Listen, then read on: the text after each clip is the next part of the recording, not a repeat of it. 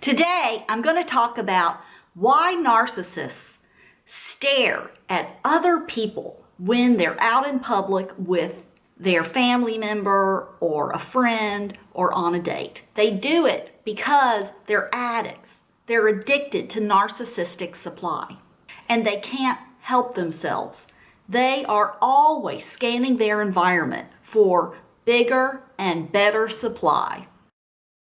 If you think that you are the narcissist's #1 supply mule, think again, because in their mind, there is always going to be bigger and better supply out there in the world just waiting for them.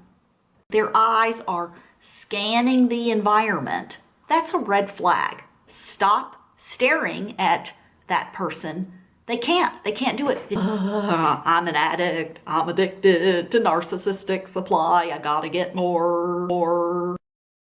If you are out with a friend or out on a date with someone, or even with a family member, and you're sitting in the coffee shop and their eyes are always on other people, that's a red flag. They're sending you a message that you aren't that important to them. Otherwise, their focus would be on you. The focus would be about connecting with you, talking to you, getting to know you, asking what's going on with you. People who spend time with us but are distracted or not focusing in on us is not a relationship. That is just you taking up space in their environment. Of course, we all get distracted sometimes, and we're not always in the mood to socialize when we get together with people, and we might not be as talkative.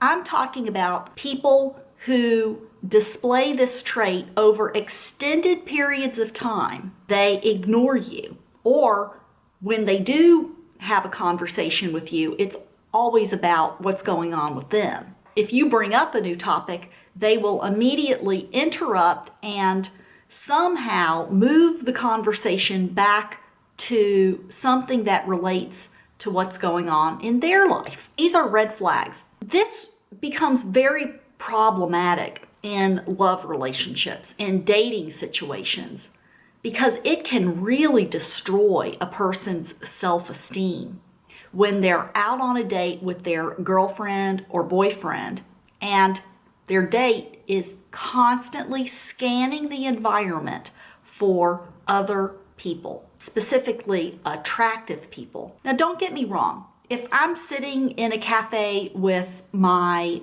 partner and they notice a very beautiful person walk into the coffee shop, a healthy person might say, "Oh my gosh, check out that person who just walked in. Wow, that they could be a model. They are so good looking." And I would say, "Oh my gosh, you were so right. Wow, that person, she is gorgeous."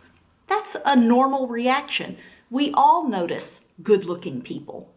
There's nothing wrong with that. Problem is with a narcissist, the way they notice good-looking people is not innocent. They do it in a very unsavory way. It's not about beauty and appreciating it or celebrating beauty. It's insidious. They do it from the perspective of a predator. And the fact that they are overtly gawking while they're with a date, awful. It's so disrespectful to the person that they are supposed to be in a relationship with. If you are just in the early stages of dating someone and you notice that every time you're out on a date, their eyes are scanning the environment nonstop, that's a red flag. Because one, they are ignoring you, and the focus should be on you. Especially in the early stages of dating, most people are just hyper-focused in on their date because they're so excited to be on a date with you. That is a normal reaction, not, "Oh, this is our third date and I'm too busy scanning the room looking for other possibilities." I want to reiterate, Noticing attractive people is natural and normal. We all look at beautiful things, and it fills our heart with joy.